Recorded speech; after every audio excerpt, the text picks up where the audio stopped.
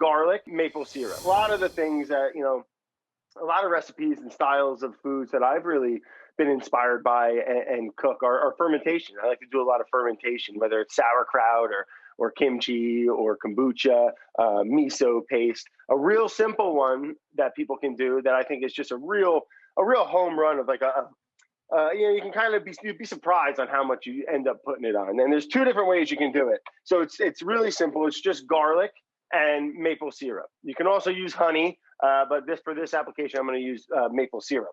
And you just the best garlic you can get. I call it medicinal grade when it's really good, because I do believe it is highly medicinal and very good for you. But when you ferment it, it does really cool things as well too. So you want to get the best you can, and you just peel it. Okay, just a normal peel job. Any type of little blemishes or rot spots you're going to want to cut out.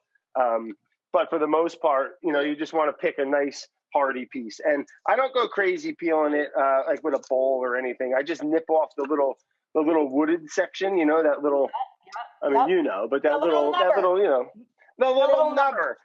And then that peel just kind of comes right off. And then basically from there, you just fill up a jar. You can do, as many cloves as you want, or you can just do one head of garlic.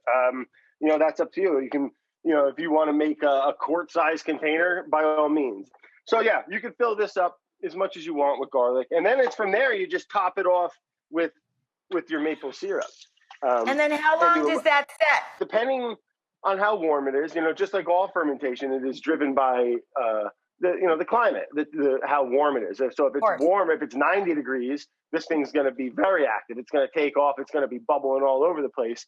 A little cooler out now, it takes a little bit longer, but you'll see pretty quick results with this. I just put a little coffee filter on it. Coffee filter? Yep. Yeah, everyone's got them. They're cheap. And that'll keep little flies or little foreign objects from going in there. And I'll put a little hair tie or a rubber band on there. And that'll allow the gas to go off and the fermentation to take place. Oh, that's clever. And this is it's really, really quite nice. And then what's really great is what's left over. You get a loosened, because of the garlic oils and water come out of the garlic when it ferments, loosens up the maple syrup, and you get this really nice garlicky, little funky, little umami kind of super sweet little drizzle it's great on fried chicken. It's great on just about anything.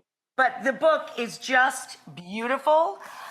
You can get his book, Field Notes for Food Adventure, on November 23rd, but pre-order is open now. It really is an adventure.